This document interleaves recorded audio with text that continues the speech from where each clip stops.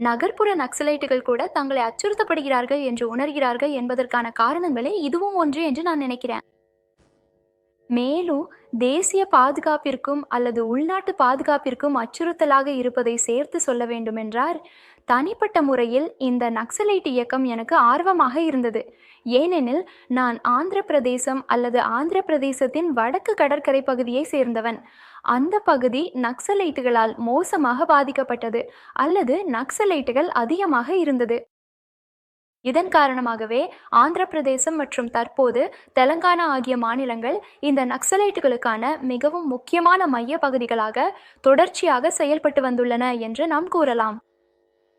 இந்த நக்சலைட்டுகள் அங்கு வளர்ந்ததற்கு காரணம் அங்கு நிலவிய ஜமீன்தாரித்தனம். குறிப்பா தெலங்கானா பகுதியில நிஜாம்கள் நிலங்களை கட்டுப்படுத்தி நிலமில்லாத விவசாயிகளை உதவி இல்லாதவர்களா மாற்றிவிட்டார்கள்.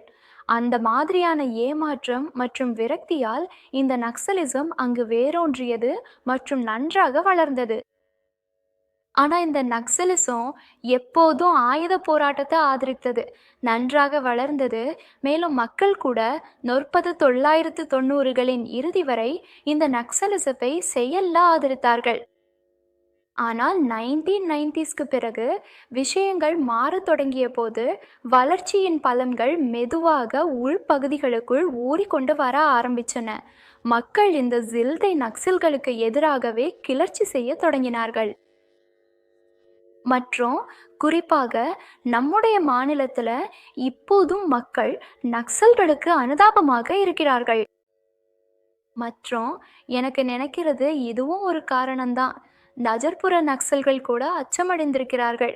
ஏனென்றால் இப்போது நக்சல்கள் வேட்டையாடப்படுகிறார்கள். அடிக்கடி நடைபெறும் சோதனை நடவடிக்கைகள் இந்த அச்சுறுத்தலை குறைத்துவிட்டன. அதனால் அவர்கள் உண்மையில் பலவீனமாக உணர்கிறார்கள்.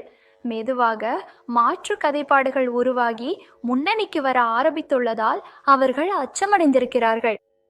அதனால் இந்த கூச்சலான எதிர்ப்பு குரல்கள் எல்லாம் இந்த எல்லா காரணிகளும் சேர்ந்து உருவான பின் விளைவுகள் மட்டுமே.